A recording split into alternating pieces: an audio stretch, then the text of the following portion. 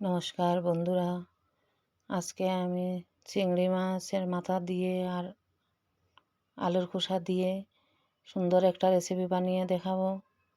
আপনারা দেখুন কীরকম আমি বানাই। প্রথমে আমি চিংড়ি মাছের মাথাগুলোকে ভালো করে ধুয়ে পরিষ্কার করে নিলাম।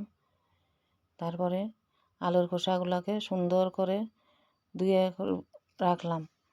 এখন আমি আলুর খোসাগুলোকে প্রথমে ছোটো ছোটো করে কেটে রেখে দিলাম। তারপরে মধ্যে হালকা লবণ দিয়ে ওইটাকে ভালো করে মেখে 10 মিনিটের জন্য সাইডে রেখে দিলাম। লবণটা আগে থেকে মেখে রাখলে ওই আলুর খোসাগুলো ভালো করে নরম হয়ে যাবে। এখন আমার 10 মিনিট হয়ে গেল বন্ধুরা, দেখুন কীরকম আমি ভালো করে হাত দিয়ে আলুর খোসাগুলোকে ভালো করে মেখে ওইগুলোর জল ফেলে দেব।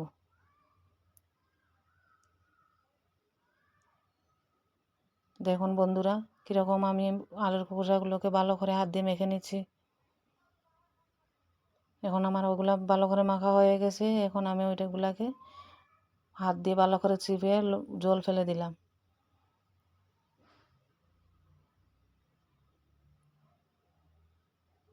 এর মধ্যে এখানে আমি পেঁয়াজ কুচি আর লঙ্কা কুচি আগে থেকে কেটে রাখলাম।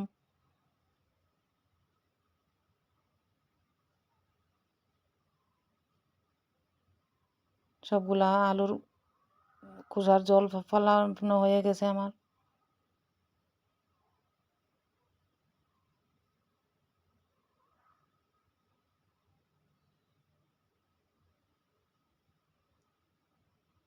এখন আলুর খোসার মধ্যে পেঁয়াজ কুচি লঙ্কা কুচি দিয়ে এর মধ্যে স্বাদ মতো দিব লবণ।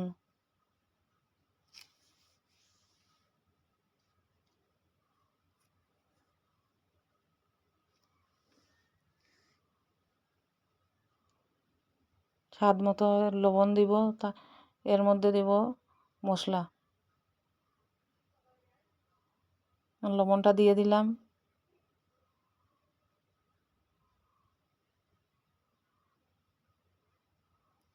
এর মধ্যে দেব আমি মশলা, এখন হলুদের গুঁড়া, তারপরে দেব লঙ্কার গুঁড়া। লঙ্কার গুঁড়াটা আপনারা স্বাদ অনুযায়ী দিবেন। এর মধ্যে ধনিয়ার গুঁড়াও দিব, হালকা গরম মশলাও দিব। গরম মশলাটা দিলে ফ্লেভারটা ভালোই আসে। এখন সবগুলাকে আমি ভালো করে হাত দিয়ে মিশিয়ে নিব।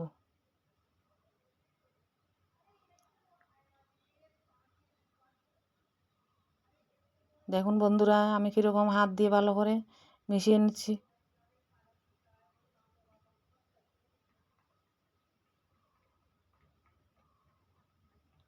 হাত দিয়ে ভালো করে মেশালে পরে এই পকোড়াটা খেতেও খুব ভালো হবে, নরম হয়ে যাবে।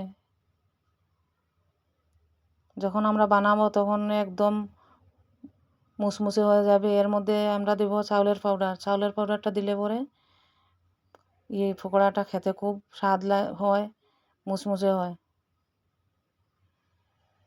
এখন এর মধ্যে আমি দিয়ে দিচ্ছি চিংড়ি মাছের খোসাটা ছাড়িয়ে রাখছিলাম, ওইটা পেস্ট করে দিয়ে দিলাম।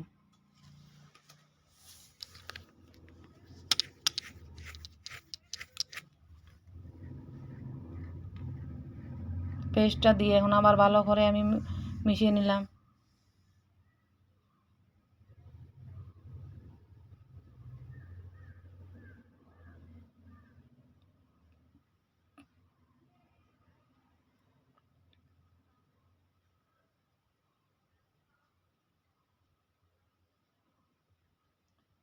এখন দিয়ে দিব এর মধ্যে চাউলের পাউডার।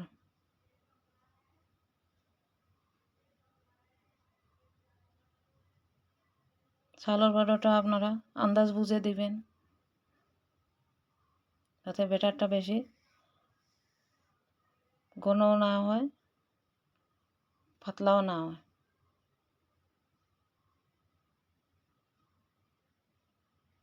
এখন আমি ভালো করে সবগুলাকে আবার মিশিয়ে নিলাম।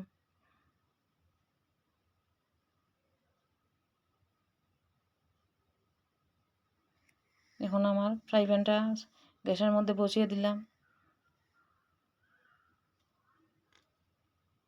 ফ্রাই প্যান গরম হয়ে গেছে, এখন তেল দিয়ে দিলাম। তেলটাও আমার গরম হয়ে গেছে। এখন আমি হালকা গরম নেড়ে চেড়ে ওই দিয়ে দিব পকোড়াগুলো।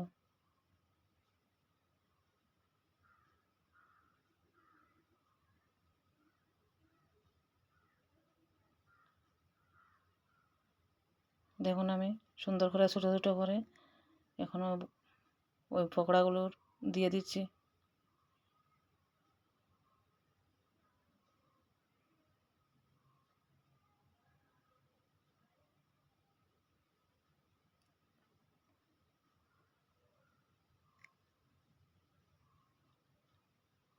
এই পকোড়াটা আমি লাল লাল করে এখন ভেজে নিব।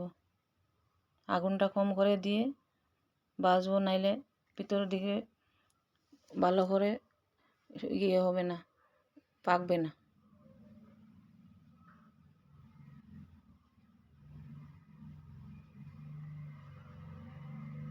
আগুনটা বেশি করে দিলে উপর দিকে জ্বলে যাবে, ভিতরটা থাকবে কাঁচা।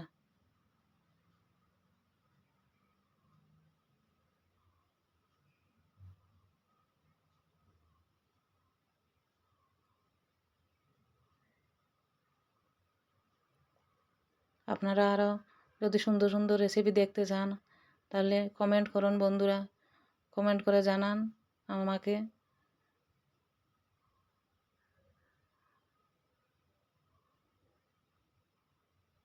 লাইক শেয়ার করুন, নতুন বন্ধুর পাশে থাকুন।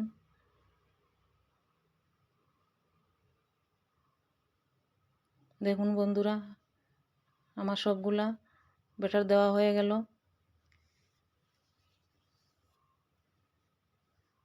এখন আগুনটা কম করে দিয়ে আমি হালকা হালকা করে ভাজবো।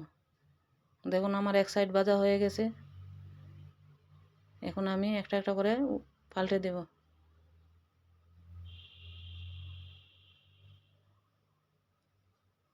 দেখুন বন্ধুরা কি সুন্দর লাল হয়ে গেছে।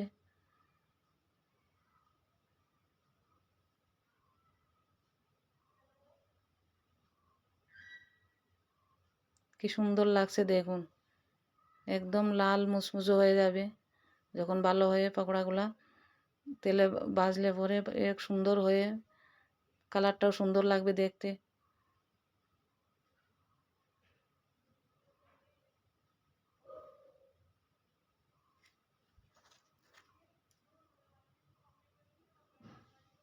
দেখুন আমি সবগুলাকে পাল্টে দিলাম।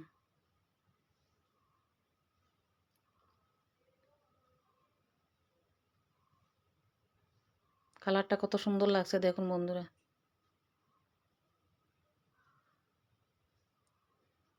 এই পকোড়াটা আমি আজ প্রথমই বানালাম। কীরকম লাগছে বন্ধুরা কমেন্ট করে জানাবেন।